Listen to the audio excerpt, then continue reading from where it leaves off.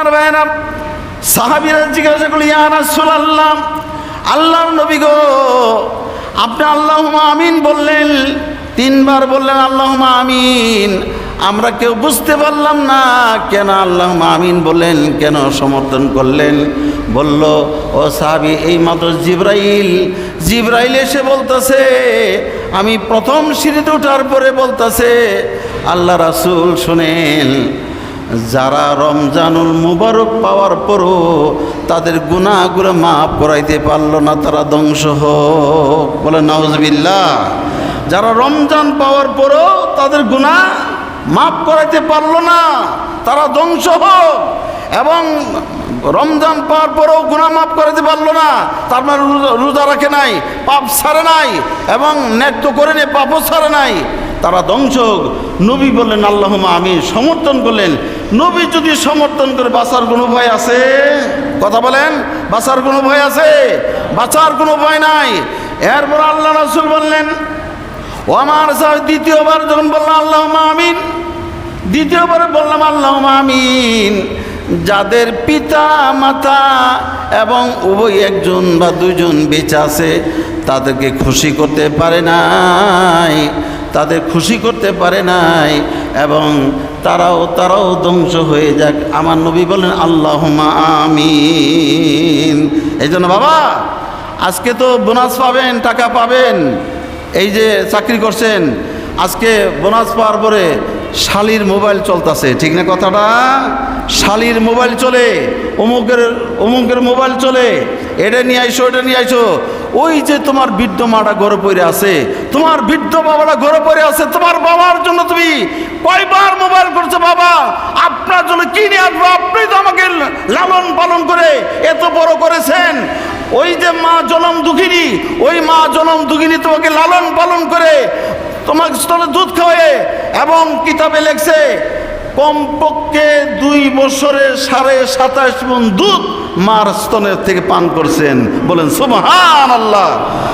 2 বছরে 27.5 মণ দুধ পান করা হয়েছে, হাদিসের ভাষায় আইছে। আল্লাহ রাসূল বলেন, তাহলে 27.5 মণ দুধ যার পান করলেন এবং যাকে সুইপার জীবনের মতো বানাইলেন, ওই মা ডাইনে রাখলো, শীতকালে প্রস্রাব করছেন, আপনাকে বামে রাখছে, বামে প্রস্রাব করছেন, ঠান্ডা লেগে যায়, তখন বামে থেকে আবার বুকে নিছে, তারপরে বুকে প্রস্রাব করছে, মা রাগ করে ফালাই দেন।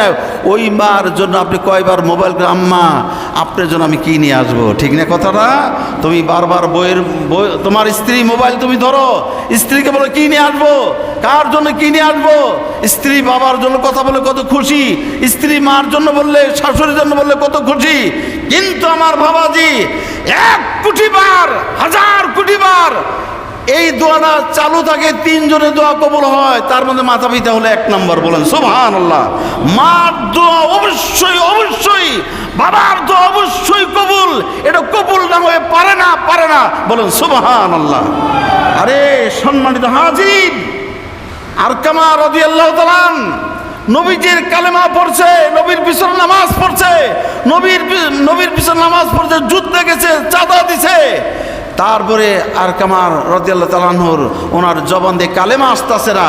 আল্লাহ রাসূল বললেন, নবীজির কাছে খবর বলল আরকামা, তার মুখে কালেমা আসে না। তখন নবী বলল, যাও খবর নাও, খবর নিয়ে যে কালেমা আসে না। বলে কে আছে তার? বলে তার বাবা নাই, তার মা বেঁচে আছে। বলেন সুবহানাল্লাহ।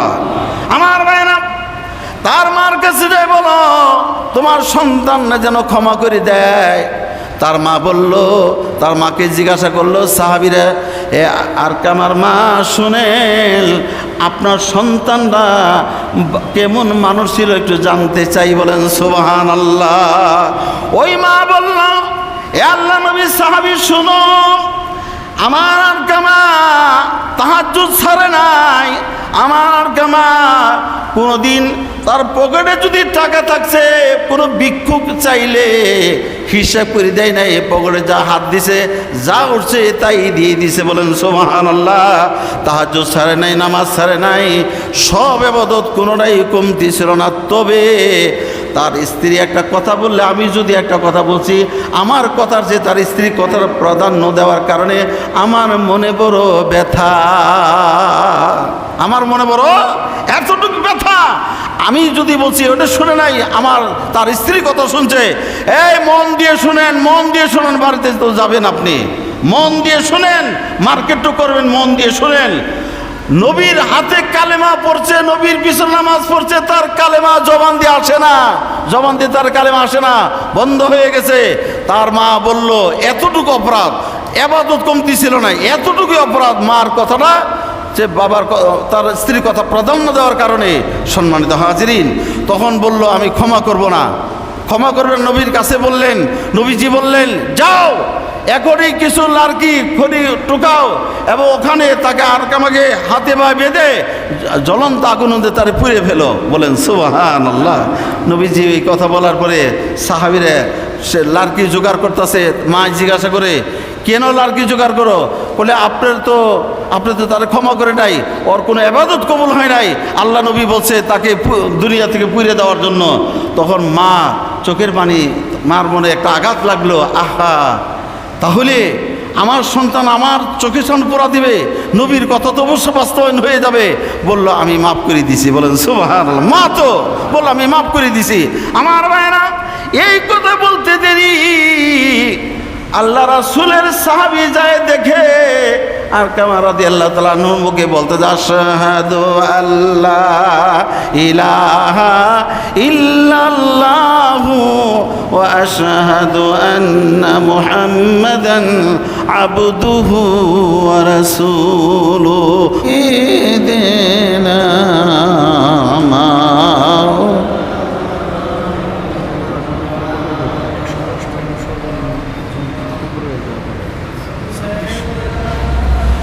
سيدنا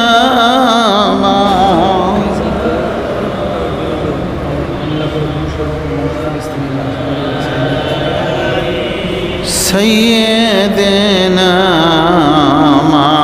مولانا توفيق দিও আল্লাহ, মোদের গুনাহ হতে বাঁচিবার তৌফিক দিও আল্লাহ, মোদের গুনাহ হতে বাঁচিবার আমল করিতে দিও সুন্নত নবী মুস্তাফা। আল্লাহুম্মা সাইয়্যিদানা মাওলানা মুহাম্মদ আলা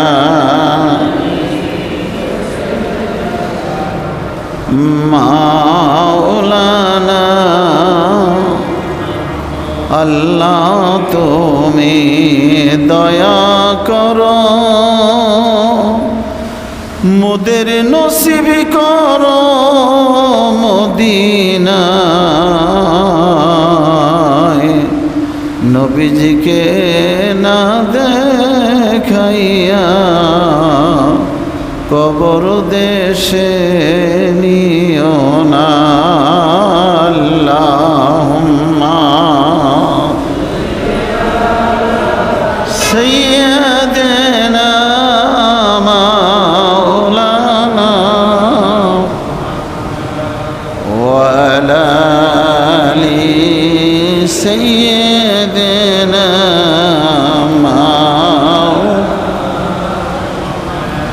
লা ইলাহা ইল্লাল্লাহ, লা ইলাহা ইল্লাল্লাহ, লা ইলাহা ইল্লাল্লাহ,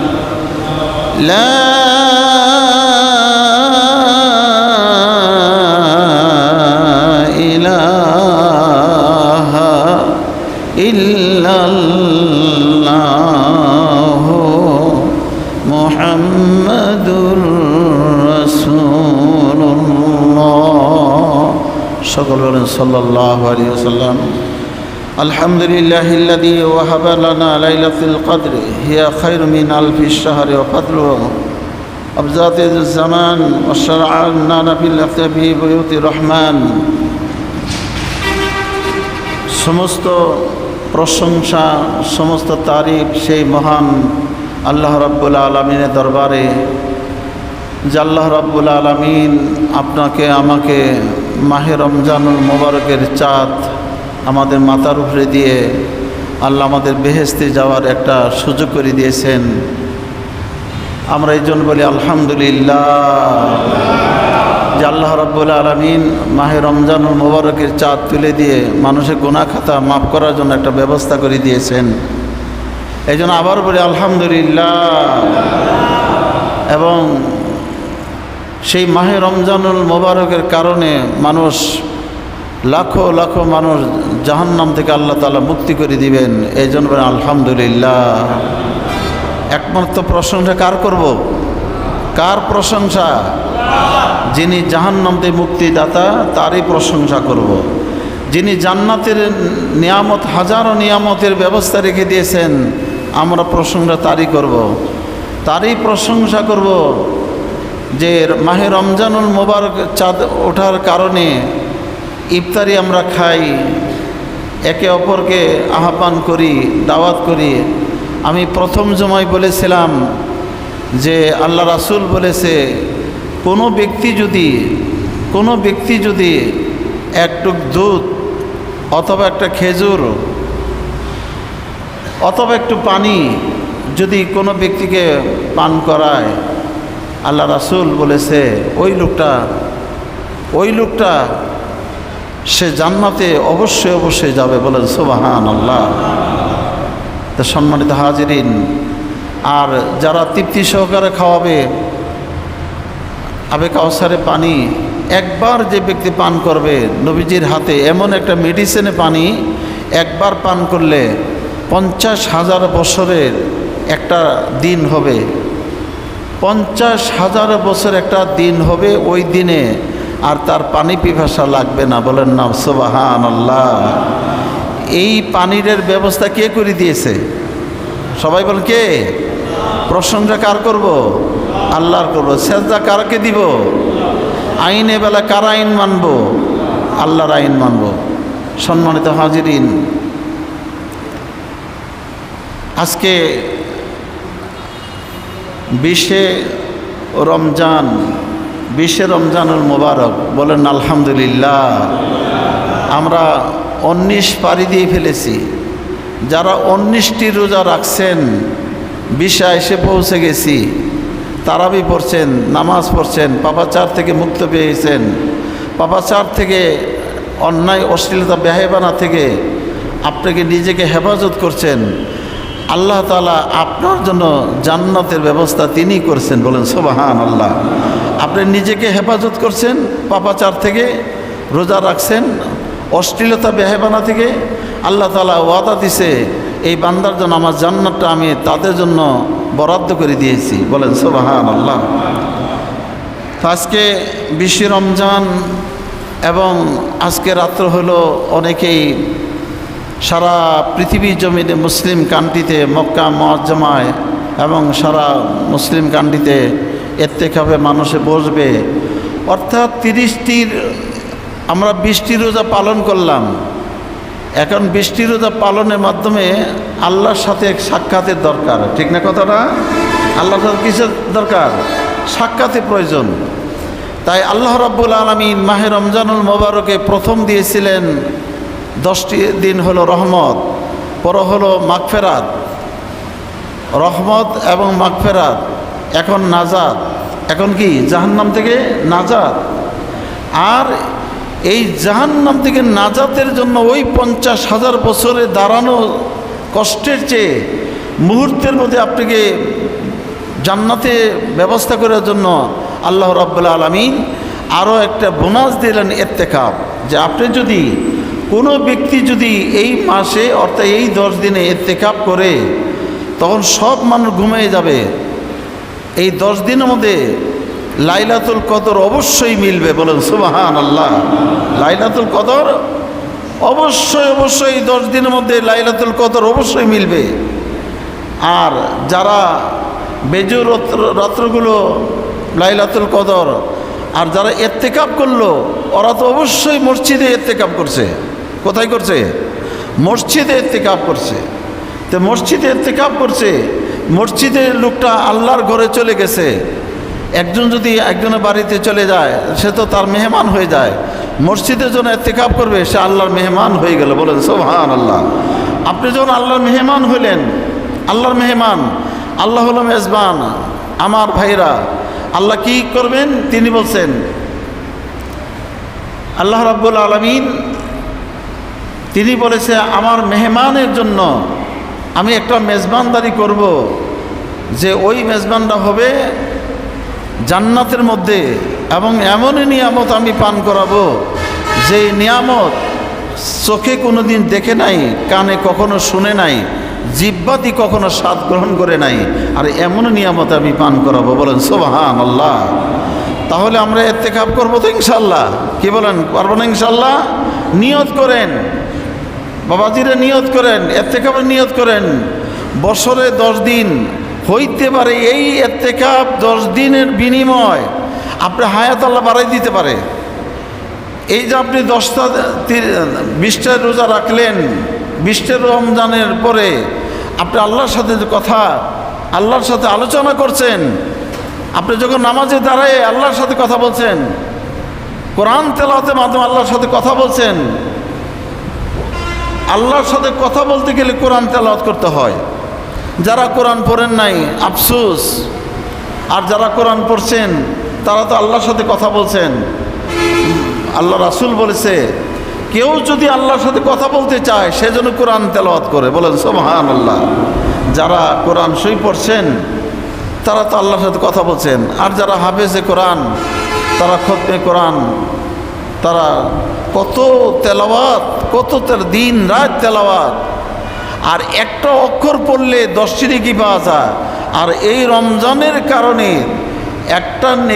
একটা নেকিকে আল্লাহ তাআলা 700 গুণ বৃদ্ধি করে আরো বৃদ্ধি করতে পারে, বলেন সুবহানাল্লাহ। এমনও তো হইতে পারে ওর গোটা জিন্দেগির গুনাহ আল্লাহ মাফ করে দিয়ে দিবে, বলেন সুবহানাল্লাহ। ওয়াশহাদু আল্লা ইলাহা ইল্লাল্লাহ ওয়াহদাহু লা শারীকা লাহ, আমরা সাক্ষ্য দিতেছি আল্লাহ ব্যতীত কোনো মাবুদ নাই। ওয়াশহাদু আন্না সাইয়্যিদানা মাওলানা মুহাম্মদ আবদুহু রাসূলুহু সাইয়্যিদ আহলিল বারাইবিল ওয়াল মুরান হযরত মোহাম্মদ মুস্তাফা সাল্লাল্লাহু আলাইহি সাল্লাম, আল্লাহর প্রিয় রাসূল, সমস্ত নবীদের যিনি সম্রাট, আমাদের রাজেন্দ্রপুর চৌরাস্তা কেন্দ্রীয় মসজিদের মুসল্লিদের পক্ষ থেকে, আমাদের পক্ষ থেকে আল্লাহ রাব্বুল আলামিন আমাদের সালামটুকু যেন আল্লাহ তাআলা যেন তিনি মদিনা মুনাওয়ারা যেন পৌঁছাই দেন, বলেন আল্লাহুম্মা আমিন।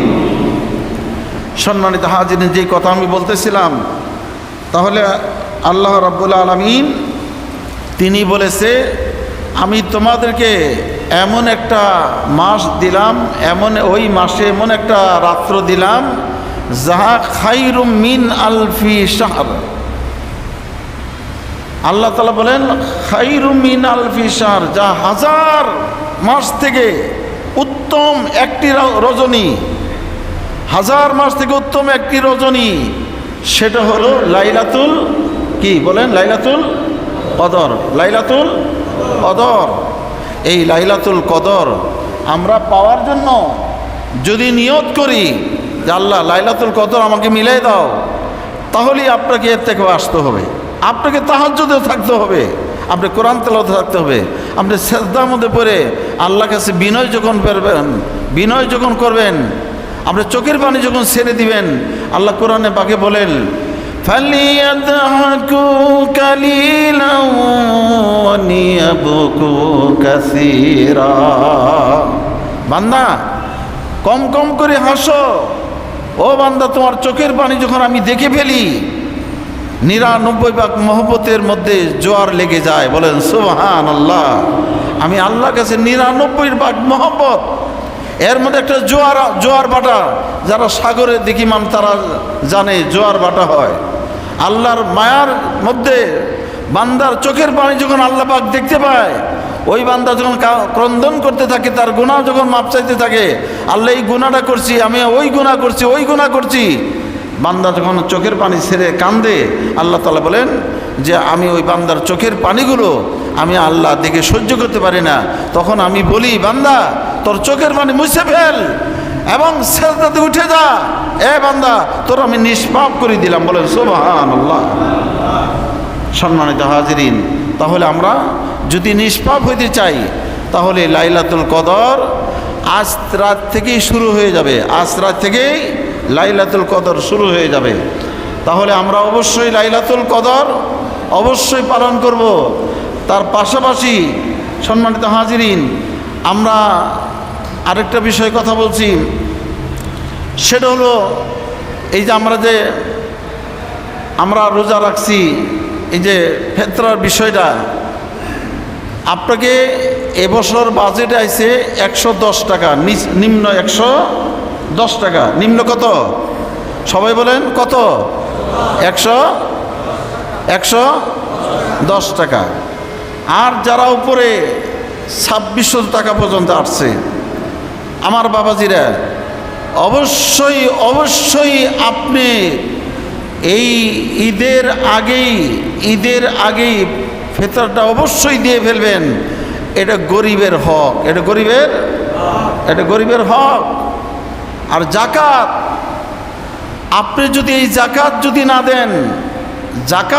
আপনি না দেন, এই জাকাতের জন্য, এই জন্য বলা আছে যে ইসলামের স্তম্ভ হলো 5টি: কালেমা, নামাজ, রোজা, হজ, পঞ্চমে কি? জাকাত।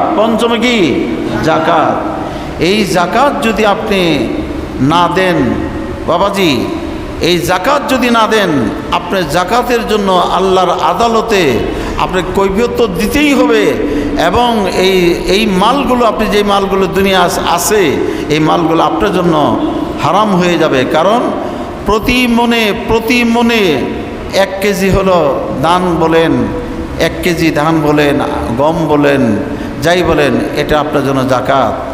আমার বাবাজিরা, আপনি লক্ষে 600 টাকা জাকাত, এই জাকাতগুলো ব্যাংকে লক্ষ টাকা আপনি পড়ে আছে, আর একজন গরিব না খাইয়ে থাকবে। আপনি লক্ষ টাকা ব্যাংকে পড়ে থাকবে, একজন গরিবে কাপড় কিনতে পারে না এবং গরিবে ভালো একটা খানা খাইতে পারে না, আপনি জাকাত দিবেন না, কিয়ামতের ময়দানে আপনাকে অবশ্যই জাহান্নামের অধিবাসী আল্লাহ, এই জাকাতের জন্য জাহান্নামের অধিবাসী আল্লাহ করে দিবে। এই জন্য আমরা জাকাত দিব তো ইনশাআল্লাহ। আমার বাবাজি, আলিমদের কাছে, আপনারা এলাকার প্রত্যেকটা মহল্লায় আলিম, এই বাংলাদেশে যথেষ্ট পরিমাণ আলিম আছে, আপনারা আলিমদের কাছে জাকাতের কোন খাতে জাকাতটা দিতে হবে, 8 খাত থেকে জাকাত, এই জাকাতগুলো বলার জুমা দিনে তো সময় নাই। এই জাকাতগুলোকে আপনি আলিমের কাছে বসে নিজে জাহান্নামে বাঁচার চেষ্টা করুন, নিজে জাহান্নাম থেকে বাঁচার চেষ্টা করুন। আমি কিভাবে জাহান্নাম বাঁচবো? আমি তো রোজা রাখছি, ইত্তেকাবও করব। ইত্তেকাব করলেন, রোজাও রাখলেন, কোরআন তেলাওয়াত করলেন, জাকাত দিলেন না, ফিতরা আপনি দিলেন না।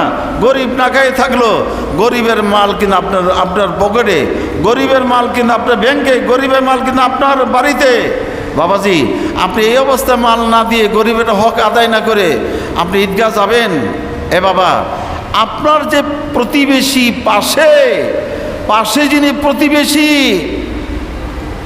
আপনি ইফতারি নিয়ে অনেক কিছুই বসেন, খাদ্যর অনেক অভাব নাই, কত ইফতারির সামগ্রী নিয়ে বসেন, কিন্তু পাশে মহল্লা, পাশেই আপনার গরিব মানুষ, তার জন্য 1 টুকরা খুরমাও হয় না, খেজুর হয় না, খবর নেবেন, তাকে খাওয়াবেন। এবং ঈদ যখন আসে, এই যে ছোট বাচ্চারা তো বুঝে না, ছোট বাচ্চারা ওরা খেলার সাথীরে বলতে থাকে যে এক সাথী আরেক সাথীকে বলে, শুনছো, আমার আব্বা আমার জন্য অনেক সুন্দর জামা নিয়ে আসছে, আমার আব্বা আমার জন্য অনেক সুন্দর জামা নিয়ে আসছে, জুতা নিয়ে আসছে। মেয়েরা বলবে আমাদের জন্য অনেক কিছু নিয়ে আসছে। আর ওই যে পাশে যে খেলার সাথী তার মনটা অনেক বেজার, ঠিক না কথাটা? সে তো বলতে পারেন তার মনটা অনেক বেজার। আমার বাবাজিরা, এই ছোট্ট একটা বাচ্চা, যখন এই ছোট্ট একটা বাচ্চা তার আব্বুকে এসে বলল, বাবা আমার খেলার সাথী, তার আব্বা তারে জামা কিনে দিয়েছে এবং তারে জামা কাপড় যা লাগে সব কিছু তার জন্য জোড়ায় জোড়ায় নিয়ে আসছেন। আব্বা আমার জন্য কি নিয়ে আসবেন, কবে নিয়ে আসবেন? ঠিক না কথাটা? আব্বার টাকাটা তো ধনির ব্যাংকে, নাকি বলেন কথাটা? আব্বার টাকাটা কোথায়? ধনির ব্যাংকে পড়ে আছে। এই আব্বার টাকা তো ওই গরিবের টাকাটা তো ব্যাংকের মধ্যে পড়ে আছে, আর আপনি ভালো কাপড় নিয়ে আসছেন। আমার বাবাজিরা, এই রোজা আপনাকে, রোজা যদিও জাহান্নামে ডাল, কিন্তু আরেক দিকে আপনার আরেক মামলায় আটকে যাবেন, আরেক মামলায় আপনি ফেসে যাবেন, জাহান্নামের অধিবাসী করে ফেলবে। এই জন্য বাবাজিদেরকে আমি আবেদন করব, তো ওই বাচ্চা চোখের পানি ছেড়ে দেয় আর চোখের পানি ছেড়ে কান্দে, তখন ওই বাবারও মনে কষ্ট আসে, চোখ দিয়ে পানি আসে। আমি একা মানুষ, রিক্সা চালাই, এই করি সেই করি, গরিব মানুষ, আমি তোমাদের খাদ্যই জোগাইতে পারি না, আমি কোথায় থেকে ভালো কাপড় দিব? কিছুই বলে না। ওই বাবারও চোখের পানি, ভিতরে কষ্ট। আর আমি ধনী মানুষ, আপনার গরিবের টাকাগুলো ব্যাংকে, গরিবের অর্থগুলো আপনার পকেটে, আপনি দিবেন না, আর আপনি ঈদগাহ যাবেন। আমার বাবাজিরা সাবধান, আল্লাহ রাসূল এই কথাও বলেছে যে জাকাতগুলো দাও, গরিবের পাওনাগুলো দাও এবং দিয়ে আমার ঈদগাহ আসো। কারণ ঈদগাহে এসে যখন সেজদা দিবা, আমি আল্লাহকে যখন বলবা সুবহান রাব্বিয়াল আলা, সুবহান রাব্বিয়াল আলা, আবার সেজদা দিয়ে বলবা, মুনাজাতে বলবা রব্বানা যালামনা আনফুসানা ওয়া ইল্লাম তাগফির লানা ওয়া তারহামনা লানাকুনান্না মিনাল খাসিরিন। আয় আমার রব, আমি তো নিজে জুলুম করেছি, আসলে ইচ্ছা করে আপনি জাকাতে টাকা দেন নাই, মুনাজাতে ফাঁকি দিতেছেন, আল্লাহরে বুঝাইতেছেন, আল্লাহ আমি তো জুলুম করছি, আমার মাফ করে দাও। আপনি জাকাতে টাকা না দিয়ে, ফেতরা টাকা না দিয়ে, গরিবের হক না দিয়ে আপনি ওখানে মাপ চাবেন, কি মাফ হয়? কথা বলে নাকি মাফ হয়? আপনি দিবেন, দেওয়ার পরে মাপ চান, আল্লাহ অবশ্যই মাফ করে দিবে, বলেন সুবহানাল্লাহ। আপনি ঋণ পরিশোধ করে নেন, ঋণ পরিশোধ যাবেন, ঋণ পরিশোধ করে আপনি সেজদায় যান, ঋণ পরিশোধ করে আল্লাহর কাছে আপনি ক্রন্দন করেন, ওই পানিরে অত্যন্ত কবুল হয়ে যাবে, বলেন সুবহানাল্লাহ। যাকাত দিবেন না, ফিতরা দিবেন না। আর আমার বাবাজিরা, আপনার পাশে যদি গরিব থাকে, আপনি যদি আপনার বাড়িতে যদি 3 কেজি 5 কেজি চিনি কিনেন, সেমাই কিনেন, তাহলে আপনি 1 কেজি বাড়াই দিয়েন, 1 কেজি বাড়াই দিয়েন, একটা সেমাই বাড়াই দিয়েন, যে আপনার প্রতিবেশীটা আপনি 1 কেজি সেমাইটা দিয়েন। আল্লাহ রাসূল বলেছে, যারা নাকি ভালো মন্দ খানা খায় আর ওই গরিব মানুষটা না খাই রইল, আপনার সাথে কিয়ামতের ময়দানে নবীর হাসর হবে না, হাসর হবে না। আল্লাহ রাসূল বলছে, হাসর তো আমার তার সাথেই হবে যে নাকি আমার সুন্নাহর উপরে, আমি নবীর আদর্শের উপরে, আল্লাহর বিধানের উপরে অটল ছিল, তার জন্য তো আমার হাসর হবে, বলেন সুবহানাল্লাহ। কোনো বেঈমানের জন্য হাসর নয়, কোনো বেঈমানের জন্য আমার সাথে হাসর হবে না, সুপারিশ পাবে না। যদিও সুপারিশ পাবে, ঈমান আছে, আল্লাহ আছে, রাসূল বিশ্বাস করে কাজ করে নাই, আমল করে নাই, অনেক দিন জাহান্নামের সাজা প্রাপ্ত হওয়ার পরে তারপর আপনি জান্নাতের আশা করতে পারেন। এই জন্য বাবা, আপনি জাকাতের টাকাটা দিবেন, আমরা দিব না ইনশাআল্লাহ, দিব না ইনশাআল্লাহ। আমার মায়েরা, আপনার জাকাতের টাকাটা পঙ্কর মধ্যে হিসাব করে আপনার মহল্লার ইমামের কাছে, অথবা যারা আমরা এখানে এই মহল্লা যারা বাস করেন আমাদের কাছে বসবেন, আপনাকে সুন্দরভাবে আপনাকে বুঝাই দেওয়া হবে কিভাবে জাকাত, কত টাকা আসলে কত টাকা জাকাত, কোন সম্পদ থেকে জাকাত, এবং কত টাকা আপনি থাকলে, কোন সম্পদ থাকলে আপনাকে জাকাত দিতে হবে। এই কথাগুলো তো আমরা আপনাদের বোঝাই দিব, ঠিক না কথাটা? আমরা তৈরি আছি, আমরা তৈরি আছি, আপনারা তৈরি থাকেন, আমরা তৈরি আছি, সারা পৃথিবী জমিনে আলিমেরা তৈরি আছে আপনাকে বুঝাই দেওয়ার মতন, আপনি বুঝাই দেওয়ার মতন, আপনি বুঝে নিতেছেন না, ঠিক না কথাটা? অভাবগুলো বুঝে নিতেছেন না। এই জন্য বাবা আমি আপনাদের হাতে ধরে বলছি, জাকাত আমরা জাকাতটা দিব, ফেতরাটা কত বলছিলাম জানি 100, নিম্ন কত 110 টাকা। অবশ্যই ফেতরা, অবশ্যই ফেতরা আদায় করতেই হবে, আদায় করতেই হবে। আল্লাহ যেন আমাদের তৌফিক দান করবেন, আল্লাহুম্মা আমিন। আমার ভাইরা, এই ইত্তেকাব যারা নাকি এই রোজা রাখার পরে ইত্তেকাবে বসবে, এরপরে সেজদা দিবে, আল্লাহর কাছে যখন লোকটা দাঁড়াই দাঁড়াই কোরআন তেলাওয়াত করবে আর নামাজের মধ্যে দাঁড়াই বলবে, আমার সাথে বলেন আলহামদুলিল্লাহি রাব্বিল আলামিন, বলেন সুবহানাল্লাহ। কার সাথে কথা বলতেছেন? কার সাথে? বলেন আল্লাহর সাথে। কার সাথে কথা বলতেছেন? আমার আল্লাহ ডাক দিয়ে বলেন, বান্দা যখন বলে আলহামদুলিল্লাহি রাব্বিল আলামিন, আল্লাহ পাক বলেন, বান্দা তুমি কার প্রশংসা করো? ওই বান্দা বলে লিল্লাহ, আমি আল্লাহর প্রশংসা করি। বলেন সুবহানাল্লাহ।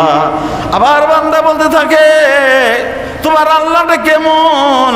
বান্দা বলতে থাকে লিল্লাহি রাব্বিল আলামিন, আমার আল্লাহ তিনি এমন একটা রব যিনি সার্বভৌমত্বের যিনি মালিক, আসমান যিনি তৈরি করেছেন, জমিন যিনি তৈরি করেছেন এবং সার্বভৌমত্ব যিনি তৈরি করেছেন, এবং না চাইতে তার খাদ্যটা তাকে দিয়ে ফেলে। বলেন সুবহানাল্লাহ। আপনি পূর্ণতা আল্লাহ তাআলা আপনি না চাইতেই আপনাকে পূর্ণতা পৌঁছাই দেয়। বলেন না সুবহানাল্লাহ। না চাইতে কিভাবে পূর্ণতা পৌঁছাই দেয়? আপনি যখন মাতৃগর্ভে ছিলেন, আমার বাবা মাতৃগর্ভে যখন ছিলেন, তখন মাতৃগর্ভে থেকে আপনি মা যা খাইছে আপনি তাই খাইছেন। বলেন সুবহানাল্লাহ। নারের লোকে লাইন করে দিছে আল্লাহ। কে লাইন করছে এটা? বলেন কে লাইন করছে? বলেন আল্লাহ। কে লাইন করছে? আল্লাহ যদি লাইন না করতো, আপনি ওই ছোট্ট একটা শিশু বাচ্চা, এই 5 মাস 6 মাস এই বাচ্চা আপনি দুনিয়া পালতে পারতো না। আল্লাহ লাইন করে দিয়েছে। বলেন সুবহানাল্লাহ। এরপর যখন এরপরে আপনি দুনিয়ায় যখন আসলেন, আসার পরে আবার আপনাকে ওই লাইনটা কেটে দিয়ে 32টা লাইন আল্লাহ পাক চালু করে দিয়েছে। বলেন সুবহানাল্লাহ। যা চাওয়ার আগেই তিনি পূর্ণতা পৌঁছাই দেন। তার নাম হলো কি? রব। তার নাম কি? চাওয়ার আগেই যে রব পূর্ণতা পৌঁছাই দেয় তার নাম হলো কি? রব। তার নাম হলো কি? আমরা গোলামি করব কার? রবের। কার গোলামি করব? ওই রবের গোলামি করব। আমার ভাইরা, এরপরে যখন শিশু বাচ্চাটা তিনি বলেন, তোমার মার স্তনে 32টি দুধের নালা, চিকন নালা আমি চালু করে দিলাম। এমন নালা দিলাম, যদি একটা নালা দিতাম টান দিতা মুখ ভরে যাইতো, গলা ভিতরে আটকে তুমি মারা যাইতা। ঠিক না কথাটা? তুমি মারা যাইতা।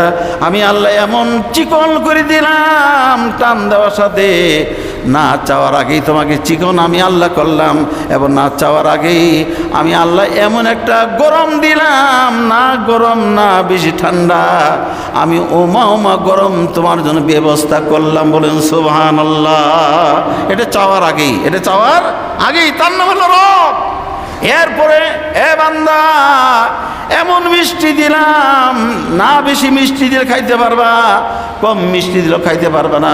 আমি আল্লাহ পরিমাপ করে তোমার মার ফ্যাক্টরিতে আমি আল্লাহ ভর্তি করে দিয়েছি। বলেন সুবহানাল্লাহ। ওই মালিকের তো বান্দা বলতে থাকে, তোমার সেই আল্লাহটা কেমন? কয় লিল্লাহি রাব্বিল আলামিন। বলেন সুবহানাল্লাহ। আল্লাহর সাথে কথা হয়। এরপরে বলা হয়, তোমার রব কেমন আচরণ করে? বান্দা বলে লিল্লাহি রাব্বিল আলামিন আর রহমানির রহিম। বলে সুবহানাল্লাহ। কি বলে? আর রহমানির রহিম। তিনি তো দয়াময়, তিনি তো রহমান, তিনি তো রাহিম। বলেন না সুবহানাল্লাহ। তিনি আমি অন্যায় করলেও সাথে সাথে কোনো সাজা দেন না আমারে, আমাকে সুযোগ দিয়ে রাখছে, 60 বছর ধরে নামাজ পড়ি না, 60 বছর ধরে অপকর্ম করছি, তারপরে সুযোগ দিয়ে চোখ খুলে রাখছে, চোখ কেড়ে নেয় নাই, জুতি কেড়ে নেয় নাই, জবান কেড়ে নেয় নাই, হাত পা কেড়ে নেয় নাই, অবসাল্লা করে নাই। কিন্তু আল্লাহ পাক বলছে আমি অন্যায় করছো, তারপর আমি তোমাকে এই সমস্ত মালকে আমি শেষ করি নাই, দেখি তারপরে বান্দা ফিরে কিনা, বলেন সুবহানাল্লাহ। এ বান্দা, তাহলে এই বান্দা যখন এইভাবে রাত্রে যখন তাহাজ্জুদের মাধ্যমে কাঁদতে থাকে, সূরা ফাতিহা দিয়ে যখন কাঁদতে থাকে, ওই বান্দার চোখের পানি আল্লাহ পাক বলে আমার কাছে সবচেয়ে বেশি প্রিয় হয়ে যায়, বলেন সুবহানাল্লাহ। এই জন্য বাবা, তা আমরা অবশ্যই বেশি বেশি এই ইত্তেকাফ আপনি 3 দিনও করতে পারেন, বা নিয়ত করতে পারেন যে হুজুর আমার সমস্যা, আপনি 3 দিনও করতে পারেন, বা আপনি একটা রাতও করতে পারেন। একটা রাতের জন্য আপনি গেলেন, 4 সময় নাই, একটা রাতের জন্য গেলেন। আর কপাল, সবচেয়ে বড় উন্নত কপাল, খায়ের কপাল হলো যারা 10 দিন থাকলো, 10 দিনের মধ্যে ইত্তেকাফ আসবেই, লাইলাতুল কদর পাবে, বলেন সুবহানাল্লাহ। আমরা করবো না ইনশাআল্লাহ। আপনারা এরপরেই হয়তো ছুটি হয়ে যাবে, যার এলাকায় চলে যাবেন, আপনারা চেষ্টা করবেন লাইলাতুল কদরটা যেন আল্লাহ আমাদের তকদিরে মিলিয়ে দেয়, বলেন আল্লাহুম্মা আমিন। সম্মানিত হাজিরিন, রাসূল পাক সাল্লাল্লাহু আলাইহি সাল্লাম তিনি আরো বলেছেন যে ওয়াকালা রাসূলুল্লাহি সাল্লাল্লাহু আলাইহি ওয়াসাল্লাম মান কামা লাইলাতুল কদরি ঈমানাও ওয়া ইহতানাবি গুফরা লাহা মা কাদ্দামা মিন আযামবি। রাসূল করিম সাল্লাল্লাহু আলাইহি ওয়াসাল্লাম বলেন, যে ব্যক্তি সবে কদর সম্মানের সহিত সবের উদ্দেশ্যে রাতে জাগরণ করে এবং তা প্রকৃতভাবে আল্লাহ তাআলা বলেন আমি তার জীবনের গুনাহগুলো মাফ করে দিব, বলেন সুবহানাল্লাহ। যারা সবে কদরকে তালাশের উদ্দেশ্যে রাতে জাগরণ করে, আল্লাহ পাক বলছে আমি তার গুনাহগুলো সব মাফ করে দিব, বলেন সুবহানাল্লাহ। আরো জোরে বলি সুবহানাল্লাহ। এ বাবা, এমনই একটা এই লাইলাতুল কদর যা 1000 মাস থেকে উত্তম কথা বলা আছে, যে 1000 মাস থেকে উত্তম একটা রাত্রে ইবাদত করবেন, 1000 মাস থেকে উত্তম। এই জন্যে সম্মানিত হাজিরিন, আমরা 1000 মাস থেকে উত্তম রাত্রটা যেন ইবাদত করতে পারি। আর এখন থেকে আর আসে বা কয়েকটা দিন, আল্লাহ রাসূল বলেছে উনি মিম্বরে বসা, নবীজি বলেন আল্লাহুম্মা আমিন, আবার বললেন আল্লাহুম্মা আমিন, আবার বললেন আল্লাহুম্মা আমিন, বলেন সুবহানাল্লাহ। আমার ভাইরা, সাহাবীরা জিজ্ঞাসা করলেন ইয়া রাসূলুল্লাহ, আল্লাহর নবী গো, আপনি আল্লাহুম্মা আমিন বললেন, 3 বার বললেন আল্লাহুম্মা আমিন, আমরা কেউ বুঝতে পারলাম না কেন আল্লাহুম্মা আমিন বললেন, কেন সমর্থন করলেন। বলল, ও সাহাবী, এই মাত্র জিবরাইল এসে বলতেছে, আমি প্রথম সিঁড়িতে ওঠার পরে বলতেছে, আল্লাহ রাসূল শুনেন, যারা রমজানুল মুবারক পাওয়ার পরও তাদের গুনাহগুলো মাফ করাইতে পারল না, তারা ধ্বংস হোক, বলে নাউজুবিল্লাহ। যারা রমজান পাওয়ার পরও তাদের গুনাহ মাফ করাইতে পারল না, তারা ধ্বংস হোক। এবং রমজান পাওয়ার পরেও গুনাহ মাফ করাতে পারলো না, তার মানে রোজা রাখে নাই, পাপ ছাড়ে নাই, এবং নেক তো করে নেই, পাপও ছাড়ে নাই, তারা ধ্বংস হোক। নবী বললেন আল্লাহুম্মা আমিন, সমর্থন করলেন। নবী যদি সমর্থন করে বাঁচার কোনো ভয় আছে? কথা বলেন, বাঁচার কোনো ভয় আছে? বাঁচার কোনো ভয় নাই। এরপর আল্লাহ রাসূল বললেন, ও আমার সাহেব, দ্বিতীয়বার যখন বললাম আল্লাহুম্মা আমিন, দ্বিতীয়বারে বললাম আল্লাহুম্মা আমিন, যাদের পিতা মাতা এবং উভয় একজন বা দুজন বেঁচে আছে, তাদেরকে খুশি করতে পারে নাই, এবং তারাও ধ্বংস হয়ে যাক। আমার নবী বলেন আল্লাহুম্মা আমিন। এই জন্য বাবা, আজকে তো বোনাস পাবেন, টাকা পাবেন, এই যে চাকরি করছেন, আজকে বোনাস পাওয়ার পরে শালির মোবাইল চলতেছে, ঠিক না কথাটা? শালির মোবাইল চলে, অমুকের মোবাইল চলে, এটা নিয়ে আইসো, এটা নিয়ে আইসো। ওই যে তোমার বৃদ্ধ মাটা ঘরে পড়ে আছে, তোমার বৃদ্ধ বাবাটা ঘরে পড়ে আছে, তোমার বাবার জন্য তুমি কয়বার মোবাইল করছো? বাবা, আপনার জন্য কি নিয়ে আসবো? আপনি তো আমাকে লালন পালন করে এত বড় করেছেন। ওই যে মা জনম দুঃখিনী, ওই মা জনম দুঃখিনী তোমাকে লালন পালন করে তোমাকে স্তনে দুধ খাওয়ায়, এবং কিতাবে লেখছে কমপক্ষে 2 বছরে 27.5 মণ দুধ মার স্তনের থেকে পান করছেন। বলেন সুবহানাল্লাহ। 2 বছরে 27.5 মণ দুধ পান করা হয়েছে, হাদিসের বাসায় আইছে। আল্লাহ রাসূল বলেন তাহলে 27.5 মণ দুধ যার পান করলেন এবং যাকে সুইপার জীবনের মতো বানাইলেন, ওই মা ডাইনে রাখলো, শীতকালে প্রস্রাব করছেন, আপনাকে বামে রাখছে, বামে প্রস্রাব করছেন, ঠান্ডা লেগে যায়, তখন বামে থেকে আবার বুকে নিছে, তারপরে বুকে প্রস্রাব করছে, মা রাগ করে ফালাই দেন। ওই মার জন্য আপনি কয়বার মোবাইল করে আম্মা আপনার জন্য আমি কি নিয়ে আসবো? ঠিক না কথাটা? তুমি বারবার তোমার স্ত্রী মোবাইল তুমি ধরো, স্ত্রীকে বলো কি নিয়ে আসবো, কার জন্য কি নিয়ে আসবো। স্ত্রী বাবার জন্য কথা বলে কত খুশি, স্ত্রী মার জন্য বললে, শাশুড়ির জন্য বললে কত খুশি। কিন্তু আমার বাবাজি 1 কোটি বার, 1000 কোটি বার এই দোয়াটা চালু থাকে, 3 জনের দোয়া কবুল হয়, তার মধ্যে মাতা পিতা হলো 1 নম্বর। বলেন সুবহানাল্লাহ। মার দোয়া অবশ্যই, বাবার দোয়া অবশ্যই কবুল, এটা কবুল না হয়ে পারে না। বলেন সুবহানাল্লাহ। আরে সম্মানিত হাজির, আরকামা রাদিয়াল্লাহু তাআলা নবীজির কালেমা পড়ছে, নবীর পিছনে নামাজ পড়ছে, নবীর পিছনে নামাজ পড়ছে, যুদ্ধে গেছে, চাঁদা দিছে। তারপরে আরকামা রাদিয়াল্লাহু তাআলা আনহুর ওনার জবান দিয়ে কালেমা আসতেছে না। আল্লাহ রাসূল বললেন, নবীজির কাছে খবর বললো আরকামা, তার মুখে কালেমা আসে না। তখন নবী বলল, যাও খবর নাও। খবর নিয়ে যে কালেমা আসে না, বলে কে আছে তার? বলে তার বাবা নাই, তার মা বেঁচে আছে। বলেন সুবহানাল্লাহ। আমার ভাইরা, তার মার কাছে যাই বলো তোমার সন্তান যেন ক্ষমা করে দেয়। তার মা বলল, তার মাকে জিজ্ঞাসা করলো সাহাবীরা, আরকামার মা শুনেন আপনার সন্তানরা কেমন মানুষ ছিল একটু জানতে চাই। বলেন সুবহানাল্লাহ। ওই মা বলল, এ আল্লাহ নবী সাহাবী শুনো, আমার আরকামা তাহাজ্জুদ ছাড়ে নাই, আমার আরকামা কোনোদিন তার পকেটে যদি টাকা থাকছে, কোনো ভিক্ষুক চাইলে হিসাব করে দেয় নাই, পকেটে যা হাত দিছে, যা উঠছে তাই দিয়ে দিছে। বলেন সুবহানাল্লাহ। তাহাজ্জুদ ছাড়ে নাই, নামাজ ছাড়ে নাই, সব ইবাদত কোনোটাই কমতি ছিল না। তবে তার স্ত্রী একটা কথা বললে, আমি যদি একটা কথা বলছি, আমার কথার যে তার স্ত্রীর কথার প্রাধান্য দেওয়ার কারণে আমার মনে বড় ব্যথা, আমার মনে বড় এতটুকু ব্যথা। আমি যদি বলছি ওটা শুনে নাই, আমার তার স্ত্রী কথা শুনছে, এই মন দিয়ে শুনেন, মন দিয়ে শুনেন, বাড়িতে তো যাবেন আপনি, মন দিয়ে শুনেন, মার্কেটও করবেন, মন দিয়ে শুনেন। নবীর হাতে কালেমা পড়ছে, নবীর পিছনে নামাজ পড়ছে, তার কালেমা জবান দিয়ে আসে না, জবান দিয়ে তার কালেমা আসে না, বন্ধ হয়ে গেছে। তার মা বলল, এতটুকু অপরাধ, ইবাদত কমতি ছিল না, এতটুকু অপরাধ। মার কথাটা যে বাবার, তার স্ত্রীর কথা প্রাধান্য দেওয়ার কারণে। সম্মানিত হাজিরিন, তখন বলল, আমি ক্ষমা করব না। ক্ষমা করবেন? নবীর কাছে বললেন, নবীজি বললেন, যাও এখনই কিছু লার্কি খড়ি টুকাও এবং ওখানে তাকে আরকামাকে হাতে পায়ে বেঁধে জ্বলন্ত আগুন দিয়ে তারে পুড়ে ফেলো। বলেন সুবহানাল্লাহ।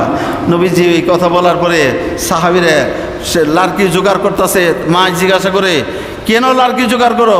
বলে আপনি তো তারা ক্ষমা করে নাই, ওর কোনো ইবাদত কবুল হয় নাই, আল্লাহ নবী বলছে তাকে দুনিয়া থেকে পুড়িয়ে দেওয়ার জন্য। তখন মা চোখের পানি, মার মনে একটা আঘাত লাগলো, আহা, তাহলে আমার সন্তান আমার চোখের সামনে পোড়া দিবে, নবীর কথা তো অবশ্য বাস্তবায়ন হয়ে যাবে। বলল, আমি মাফ করে দিছি। বলেন সুবহানাল্লাহ। মা তো বলল, আমি মাফ করে দিছি। আমার ভাইরা, এই কথা বলতে দেরি আল্লাহ রাসূলের সাহাবী যায় দেখে আরকামা রাদিয়াল্লাহু তাআলা আনহু মুখে বলতে, আশহাদু আল্লা ইলাহা ইল্লাল্লাহু ওয়া আশহাদু আন্না মুহাম্মাদান আবদুহু ওয়া রাসূলুহু। বলেন সুবহানাল্লাহ। তাহলে নবীর পিছনে কালেমা পড়েও, নবীর হাতে কালেমা পড়েও জবান তার কালেমা আসে না, ইবাদতে তারে জবান খুলতে পারে নাই। মার শুধু একটা বাটম বন্ধ ছিল। পারবেন না ইনশাল্লাহ? মার অভিশাপ নেওয়া যাবে, বাবার অভিশাপ নেওয়া যাবে। তাহলে এখন মার্কেটে যাবেন, কিন্তু মার কাছে একটু বলবেন, দোয়া চাবেন, ওই যা কিছু নিয়ে যাবেন মার সামনে দিবেন, মা এতেই খুশি, মা ব্যবহারও করবে না, এতেই খুশি। মারে যদি যাই বলেন, মা এই যে দিলাম, তুমি কারে দিবা, তুমি কারে না দিবে তোমার ব্যক্তিগত ব্যাপার, মা খুশি বলবে, বাবা তোমরাই বর্ণন করে দাও। ঠিক না কথাটা?